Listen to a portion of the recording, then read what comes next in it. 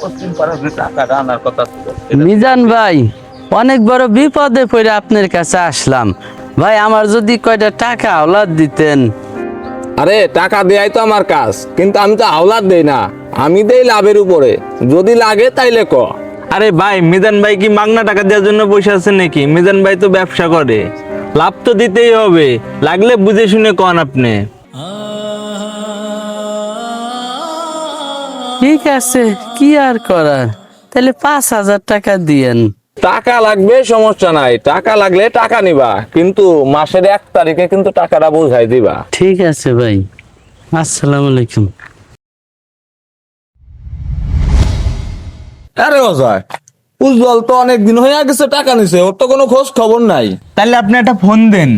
তুই ঠিকই কইছিস।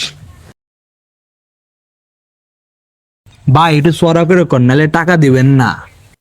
হ্যালো উজ্জ্বল, অনেক দিন তো হইয়া গেল রে, টাকা দিবি কবে? তুই রানিং আমার সাথে দেখা কর। আসসালামু আলাইকুম ভাই। কিরে উজ্জ্বল, অনেক দিন তো হইয়া গেল রে, আমারে ফাঁকি দিয়া কোনো লাভ নাই, টাকা দিবি কবে? উজ্জ্বল ভাই, আপনার জন্য কিন্তু আমাদের খাতে লাল দাগ পড়ে যাচ্ছে, আজকাল করতে করতে অনেক দিন কিন্তু হয়ে যাচ্ছে ভাই। ভাই, আমার আর কয়টা দিন সময় দেন ভাই, আমার ছেলেটা হাসপাতালে ভর্তি ভাই। এত কথা তো আমি শুনতে চাই নাই, আমি শুধু শুনতে চাইছি তুই আমার টাকা দিবি কবে। পুলা হাসপাতালে, তাই কিস্তির টাকা কি মাফ হবে নাকি? আর মিজান ভাই তো আপনার দয়া করার জন্য বসে নাই। ভাই, আপনাকে সব টাকা আমি পরিশোধ করে দেবো ভাই, আমার খালি শুধু কয়টা দিন সময় দেন ভাই। শোন, 2-1 বেলার ভিতরে আমার টাকা পরিশোধ করবি। আমি এখন গেলাম। এই অজয় আয়, চলেন, পশ্চিম পাড়ার টাকা নিতে হবে। টাকাটা আনতে হবে, বুঝছিস?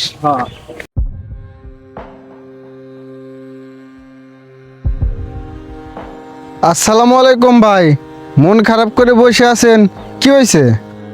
আর বললেন না ভাই, ওই মিজান ভাইয়ের কাছ থেকে সুদ করে 5,000 টাকা নিছিলাম, এখন নাকি তার 7,000 টাকা দেওয়া লাগবে। আরে ভাই, এই সুদ হচ্ছে এই সমাজের একটা অভিশাপ, যে এদের ভিতর আটকে গেছে সে আর বের হতে পারে নাই।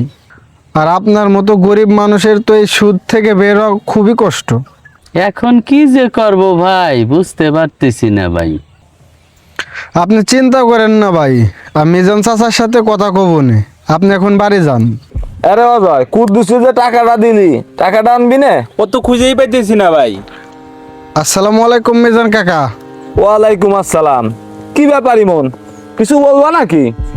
কি মন মিয়া, তোমারও কি টাকা পয়সা লাগবে নাকি? লাগলে বলতে পারো। না না, টাকা পয়সা লাগবে না। মিজান কাকা, আপনার সাথে একটা কথা বলবে চাইছিলাম, একটু সময় হবে? হ্যাঁ বলো, টাকা না লাগলে আর কি কবা, কও। কাকা, উজ্জ্বল ভাইকে আপনার কাছ থেকে সুদে টাকা নিয়েছিল নাকি? হ্যাঁ, আমার ব্যবসা সুদের, আমার কাছ থেকে যে কেউ সুদে টাকা নিতে পারে, তা কি হয়েছে? কি মন মিয়া, উজ্জ্বল ভাই কি তোমরা তদবির করে পাঠাইছে নাকি? তদবির তোদের কোনো কাম হইব না, উনি রে বইলা দিও। কাকা, আপনি কি জানেন সুদ এই সমাজের জন্য কতটা অভিশাপ? কাকা, বয়স তো আপনার অনেক হইল, একদিন তো মরতে হবে, আর মরার পর আল্লাহর কাছে কি জবাব দিবেন? কাকা, আপনি কি জানেন ইসলামে এই সুদের সর্বনিম্ন গুনাহ হচ্ছে নিজের মায়ের সঙ্গে জিনা করা, তারপরেও আপনি এই ব্যবসা করতেছেন? দেখো মন মিয়া, মিজান ভাই তো সুদের টাকা লাগায়, আর আমি তো সারাদিন খাটাখাটনি করি আর লেখালেখি করি। আমি তো কারোর উপর জুলুম করতেছি না, আমি তো শুধু আমার পারিশ্রমিক নিতেছি।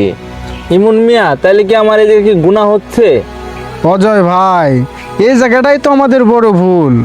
আপনি ভাবতেছেন আপনি চাকরি করতেছেন আর হিসাব রাখতেছেন, তাই বলে কি আপনি বেঁচে যাবেন? কিন্তু ইসলাম বলে সুদ যে দেয় আর সুদ যে নেয় আর সুদের হিসাব যে রাখে আর সুদের সাক্ষী যারা দেয় তারা সবাই একে অপরাধী। কি বলো ইমন মিয়া, যে লেখে তারও কি একই গুনাহ? জি ভাই, যারা লেখালেখি করে তারা মনে করে কি আমাদের গুনাহ হয় না, কিন্তু ভাই বিষয়টা এমন না। মনে রাখবেন অজয় ভাই, হারাম কাজে সহযোগী হওয়াও হারাম। যে কলম দিয়ে আপনি সুদের হিসাব রাখতেছেন, হয়তো সেই কলমে আপনার রোজ হাসরের কাল হয়ে দাঁড়াবে। তাই এখনো সময় আছে, এগুলো বাদ দিয়ে একটু ভালো কিছু করেন, যাতে কবরে গিয়ে একটু শান্তি পান আপনারা। মিজান ভাই ইমন মিয়া যে কথা কইলো, আমার তো আর চাকরি করার ইচ্ছা নাই, আমি আর চাকরি করব না, আমি গেলাম।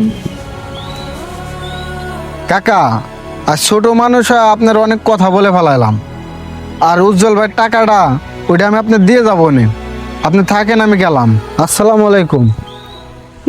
আইসে জ্ঞানের কথা কবে কত দেখলাম, পেটে ভাত না থাকলি কেউ দেয় না।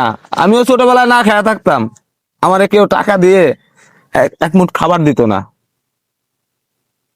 সুদ শুধু টাকা বাড়ায় না, এটা মানুষের বিবেক ধ্বংস করে। সুদ যে খায়, যে দেয়, এমনকি যে এটার হিসাব লেখে, সবাই এই গুনাহের অংশীদার। আজ না বুঝলে কাল বোঝার নাও সময় থাকতে পারে। এখনো সময় আছে, ফিরে আসুন আর সুদকে না বলুন। ভিডিওটি ভালো লাগলে লাইক, কমেন্ট, শেয়ার করবেন। ধন্যবাদ।